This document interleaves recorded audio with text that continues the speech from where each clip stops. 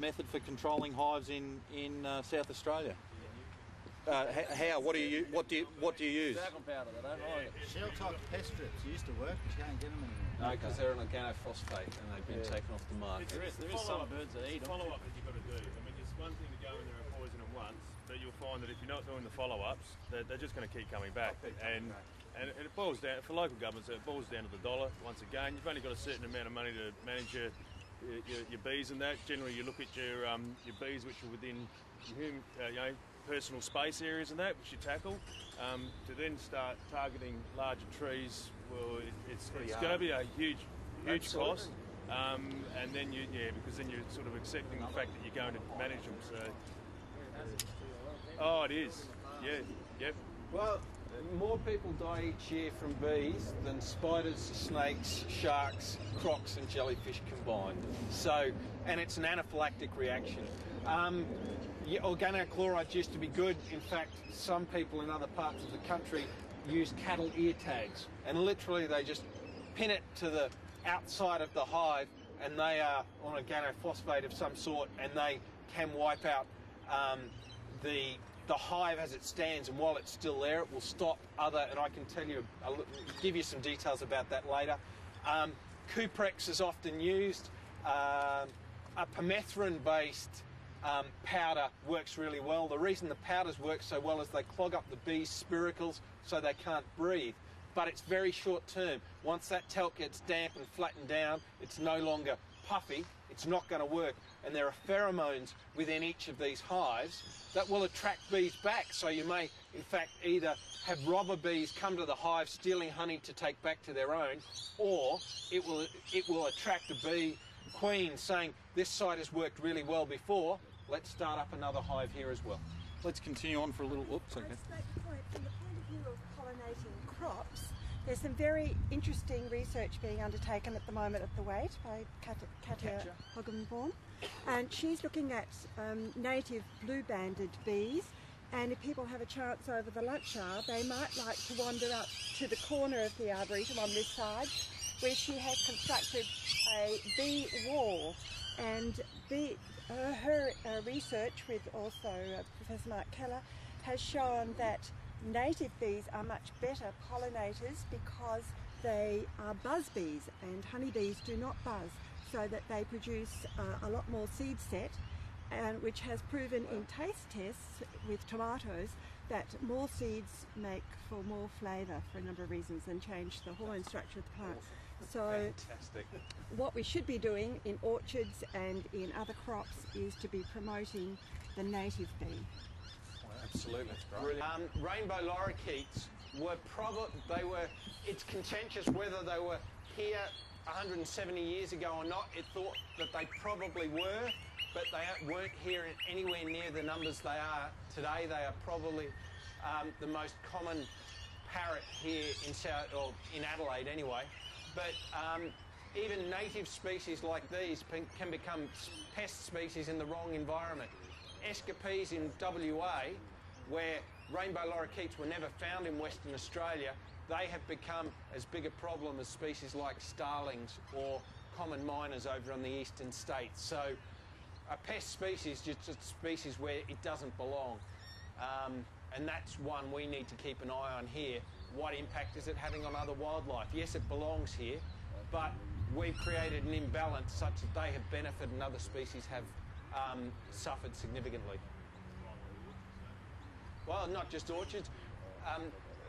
You go through Adelaide and virtually in every garden or every other garden you're going to have flowers that are flowering all year round. Historically, we only had much flowering up in the hills in winter and down in the heathland in summer. So you'd have a migration between the two. Now they've got a smorgasbord right across the city, and indeed they're one of the few species that will actually reproduce year round. They are no longer spring reproducers, but I mean, I was checking some hollows for one of the councils back in May, and we had eggs and fledglings in May, which is astounding. What's the biggest difference between where we were out there and where we are here? The grass, isn't it? It's a pretty noticeable difference. But all of a sudden, if you have a look at the soil, it's nowhere near as heavily compacted as it was out there. So from a tree tree health and a tree growth point of view, it's a much healthier environment for it. Any ideas what's going on with this guy here?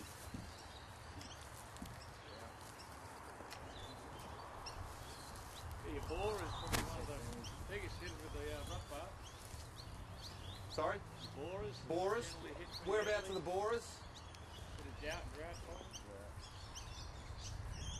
What do you reckon, Chris? Yeah, I do too. I think it's just been eaten to death.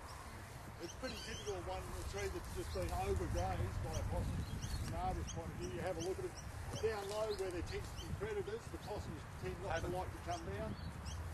And as soon as you get up to the upper extremities, there's you can see all the little finer twigs where the tree's been trying to reshoot and continue to grow, and it's just been overgrazed, and that's pretty well what's doing it.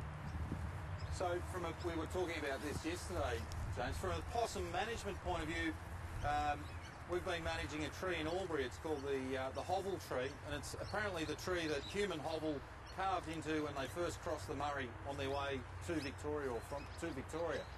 And this tree was within an inch of its life. It didn't have a single leaf on it. They took some live cuttings off it and sent them to Canberra, and they've been cloned, so they now have some clones of this historic tree. We also took cuttings and got Dr. Peter May to graft them onto some local red gum stock. So we've got some of those going, and it was it's in a parking hovel park. So there's well manicured lawn around it, and there's a little brick path leading up to it. And I suggested to them it would be a good idea to start to change the environment that it's in. The grass around it was really dry. It was heavily compacted because a lot of people, every time they go to Hovel Park, they go and look at this tree. There's a lot of foot traffic past it. So initially we put a possum guard on it to prevent the possums from accessing the tree and prune the surrounding trees away from it. Well, there was absolutely no change in the health of the tree.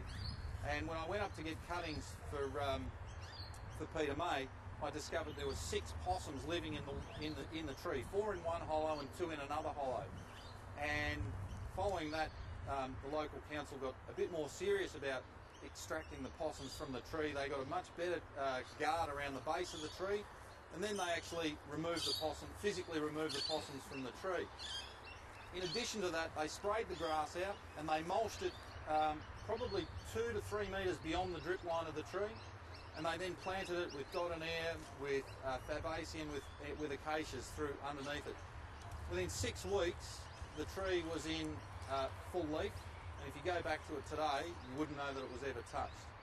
Unfortunately, that tree looks fantastic, but the 12 other river red gums that are just on the bank of the river within 50 metres of it are now really starting to be stripped within an inch of their life. And you had some ideas yesterday on how to perhaps control possums and the habitat for them. Who here has one or more areas where possums are absolutely decimating in their council lands, wherever that happens to be? Anyone? No one? Okay. Well, that's great. I know they do in the parklands itself. And one of the things, when you look, and we're talking about habitat, when you look at these trees, again, we've got trees that aren't in isolation as they were over there, but there's not a complex environment as they would typically have in the bush. 2 things that'll bring possums together, because they get most of the water out of the food they eat, but shelter and food. And often in native bushland, they are regulated by how much they eat because of the toxin load in the trees themselves, and they tend to eat the young shoots because they don't have the toxin load, less tannins, they're not as fibrous, etc. So when you're seeing up here, they're decimating it.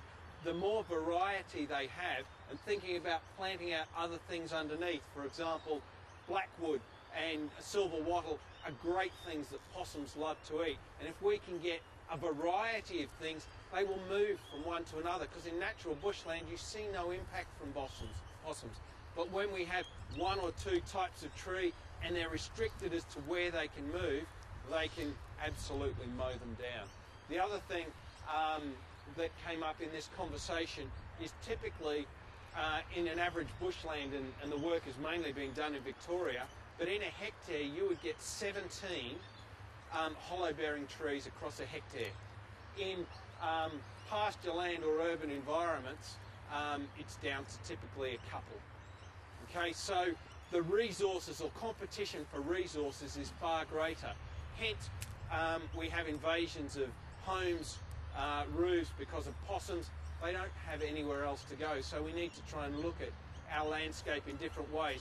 Rymel Park is a classic example. 6-hectare park, you would probably have somewhere between 4, maximum 8 possums. When one of the students from University of Adelaide did some work there were 40 possums.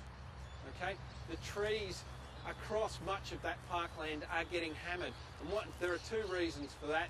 There is not much understory for much of it, but those possums are being supplementally fed.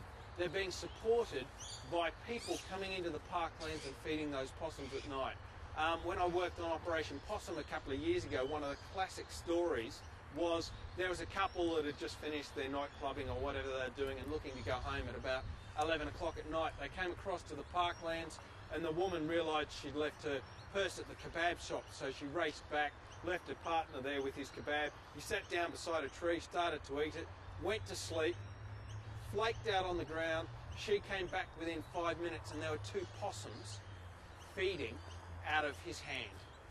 Okay, so the elevated numbers of possums in the parklands is primarily due to supplemental feeding. So we need to modify again human behaviour and how they interact with wildlife, as well as adjust the environment so the environment is healthier, the possums are happier, and basically we can use the environment as we have intended. So I think if you're trying to control the possums in this, and you put a possum guard on it and isolated the access from this tree, I don't think you're actually going to do anything about the possum issue. All you're going to do is shift it from this tree to another tree, to another tree, and to another tree. Now, if that's the way you're going to manage it, then you probably have to start looking at it along a farming issue, and that is that, well, we're going to do a bit of crop rotation here. We're going to give them a month or 2 here and a month or 2 here and so on and so forth. But I think we need to look a little bit further than just putting a possum guard on, because it doesn't solve the problem. All it does is move it to another location.